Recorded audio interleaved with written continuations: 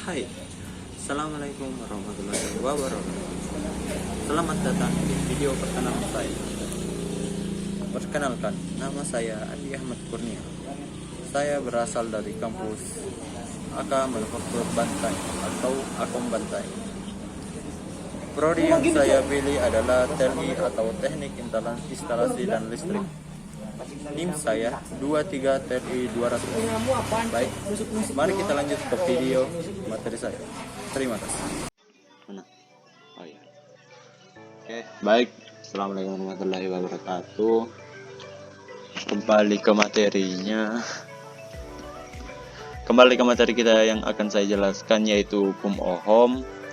Pertama-tama mari kita cari tahu hukum Ohm itu apa. Hukum Ohm adalah sebuah arus yang mengalir pada suatu rangkaian yang sebanding dengan tegangan pada rangkaian tersebut dan terhadap hambatan dalam rangkaian.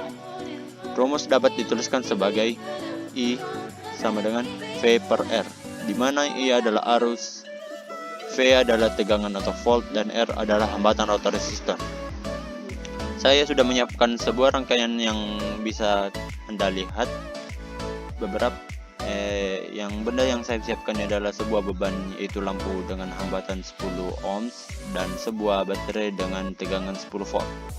Ketika saya menyalakan saklar yang ada di sebelah kiri tersebut, lampu yang akan di sini akan menyala karena kabel yang telah dialiri listrik tersebut. Sekian, terima kasih untuk hukum Ohm.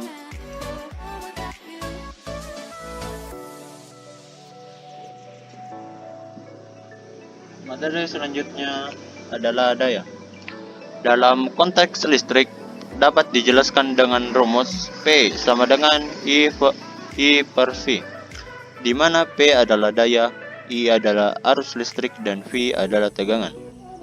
Rumus ini dapat diubah menjadi P sama dengan I pangkat 2 per R, atau P sama dengan I pangkat 2 R, yang menunjukkan bahwa daya juga berkaitan dengan kuadrat arus atau tegangan serta hambatan dalam suatu rangkaian listrik.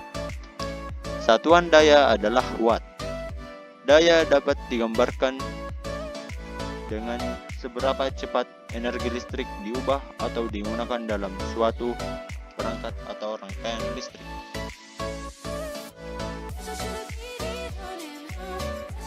Baik. Selanjutnya adalah energi. Energi adalah kemampuan untuk melakukan kerja atau penyebab perubahan. Dalam konteks umum, energi dapat berubah bentuk dari satu bentuk ke bentuk lainnya, seperti energi kinetik menjadi energi potensial atau energi panas dalam fisika. Energi diukur dalam bentuk joule atau simbol J. Dalam konteks listrik, energi dapat dihasilkan, disimpan, atau digunakan. Misalnya, dalam suatu rangkaian listrik, energi dapat dihasilkan oleh arus listrik yang mengalir melalui hambatan. Baterai kemudian dapat menyimpan energi kimia yang kemudian diubah menjadi energi listrik saat diperlukan. Energi listrik ini kemudian dapat digunakan untuk melakukan pekerjaan, seperti menghidupkan lampu atau menggerakkan motor. Seiring dengan hukum kekekalan energi, energi ini dapat diciptakan atau dihancurkan, tetapi hanya berubah bentuk.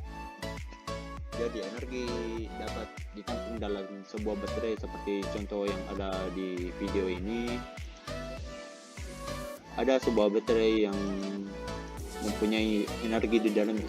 Ketika di dalam sebuah rangkaian, dan rangkaian ini saya aktifkan saklarnya, lampu ini akan menyala akibat energi yang disalurkan melalui kabel dan menuju rangkaian lampu. Sekian dan terima kasih untuk energi.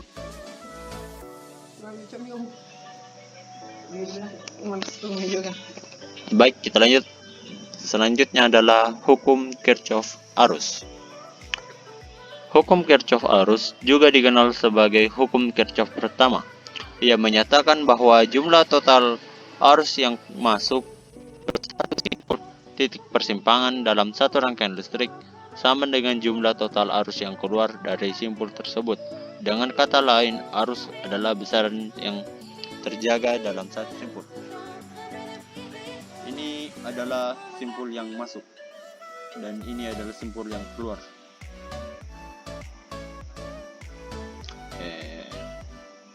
Rumus ini saya dapatkan dari Google. Ada ini ruang guru ya.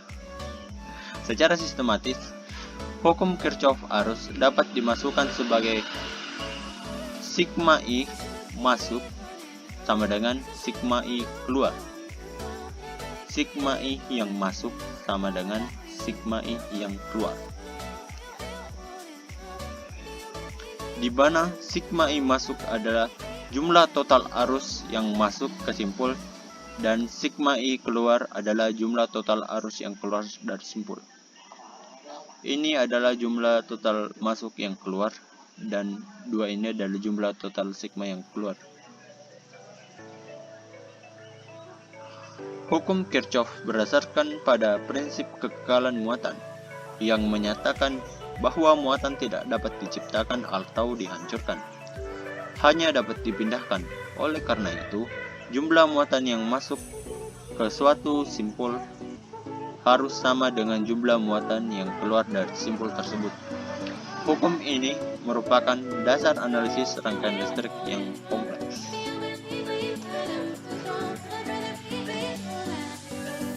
Oke, lanjut ke hukum Kirchhoff tegangan. Hukum Kirchhoff tegangan atau hukum Kirchhoff kedua menyatakan bahwa dalam satu rangkaian tertutup atau loop, jumlah total tegangan pada semua elemen listrik dalam loop tersebut adalah sama dengan jumlah total tegangan sumber listrik dalam loop tersebut.